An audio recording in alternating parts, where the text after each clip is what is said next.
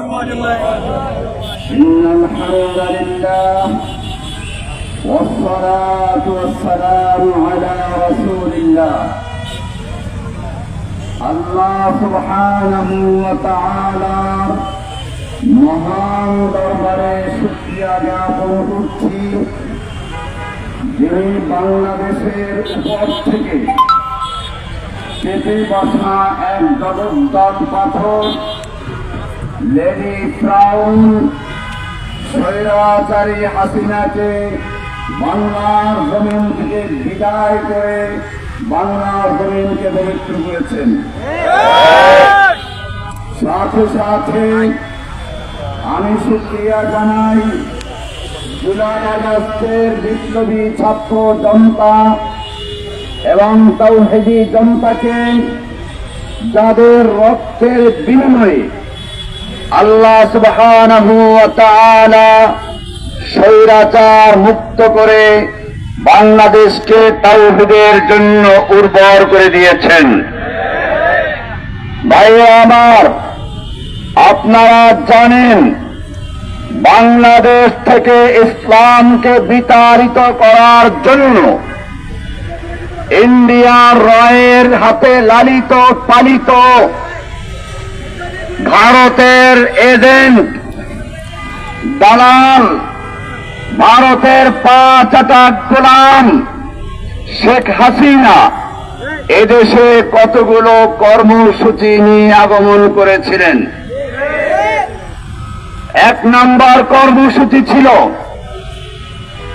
যেহেতু তার বাপকে হত্যা করা হয়েছে, বাঙালি দেশ জাতির থেকে এবং বাংলাদেশ থেকে তার প্রতিশোধ নেওয়া।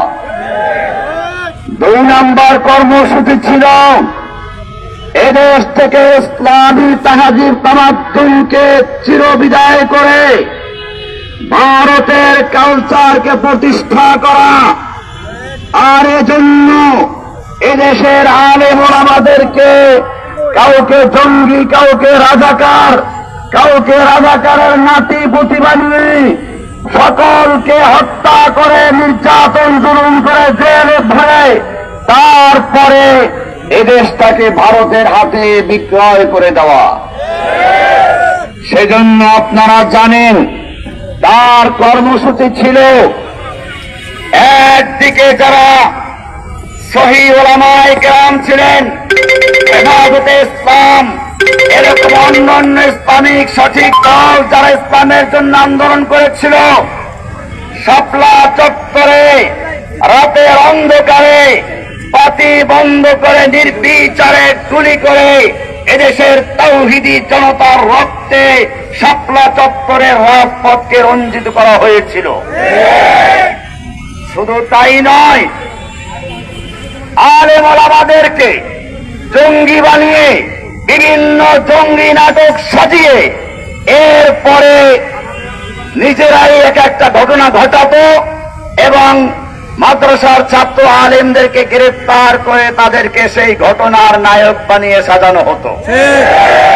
আপনারা জানেন এই বাংলাদেশের তাহাজিব তামাদ্দুনকে ধ্বংস করার জন্য একদল নাস্তিক, চরম ইসলাম বিদ্বেষী গণজাগরণ মঞ্চের নামে শাহবাগে একদল নাস্তিকদেরকে তৈরি করেছিল, যাদের মূল কাজ ছিল আল্লাহকে নিয়ে, রাসূলকে নিয়ে, ইসলামকে নিয়ে কটূক্তি করা, এদেশের তাওহীদি জনতার বিরুদ্ধে বিষোদ্গার করা, এমনকি আল্লাহর রাসূল শবে কদর, লাইলাতুল কদর এইসব শব্দ নিয়ে পর্যন্ত মজাক করে করে এদেশের যুব সমাজ থেকে ইসলামের ভালোবাসাকে ধ্বংস করার চক্রান্ত করা হয়েছে।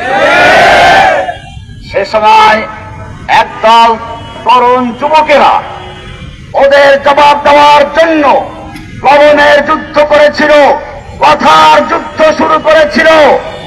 এর মধ্যে একদল ছিল ফারাবি বলেন, এই ফারাবির ছেলেটা বর্তমানে প্রায় অন্ধ হয়ে গেছে, সে আলো দেখতে পারে না।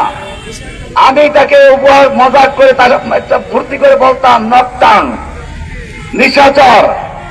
এই ছেলেটা নিজের মাকে বাপকে হারিয়েছে, এরপরে তার সৎ মা তাকে কোন রকম খরচপাতি চালায়, অসহায় অবস্থায় আছে, কোনো অপরাধ নেই, তারপরে তাকে যাবজ্জীবন সাজা দিয়ে তাকে জেলখানা অন্ধকারে নিবদ্ধ করা হয়েছে।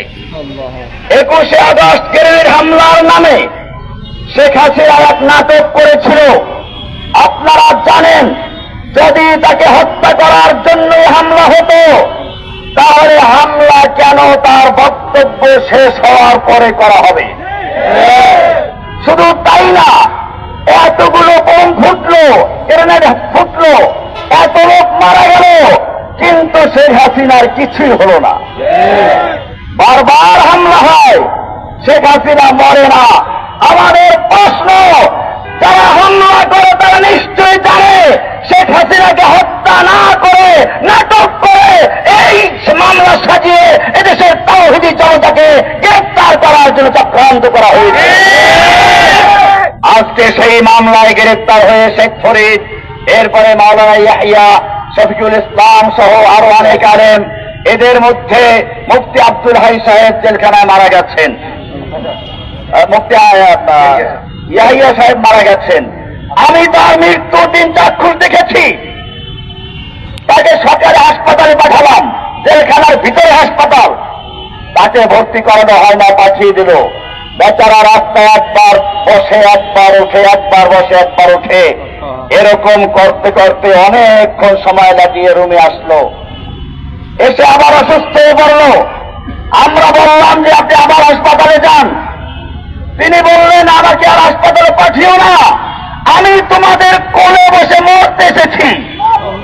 ঠিকই 5 মিনিট যায় নাই, এর মধ্যেই সে আমাদের আর এক বাবু তাহের তার বুকের সাথে মাথাটা মিলিয়ে এরপরে শেষ নিঃশ্বাস ত্যাগ করেছেন, শাহাদাতের মৃত্যু করে ঢলে পড়েছেন। এমনি ভাবে মুফতি আব্দুর রউফ সাহেব জেলখানায় মারা গেছেন। আমার মামলাগুলো দীর্ঘদিন পর্যন্ত পড়ে আছে, কোনো বিচার নেই। কেন বিচার করে না? কারণ তারা জানে সাজানো মামলা, বিচার হলে পরে একজনেরও কোনো সাজা হবে না, সেজন্য তারা বিচারগুলোকে ঝুলিয়ে রেখেছে। আপনারা জানেন, একটা পরিষ্কার নাটকের কথা বলি, অনেক সাংবাদিক ভাইয়েরা আছেন। আমি গত হাসিনার শেষ দিকে, সম্ভবত ফেব্রুয়ারিতে, সব মামলায় জামিন পেয়ে আমাকে মুক্তি দেওয়া হলো। জেলখানার ভিতরে দেখলাম কিছু লোক বসে আছে, সিটিডিসির ইমরানের নেতৃত্বে। আমাকে জেলখানার থেকে নিয়ে আসা হলো। আপনারা জানেন, জেলখানার গেটের ভিতরে সিসি ক্যামেরা আছে, জেলখানার বাইরে সিসি ক্যামেরা আছে, জেলখানার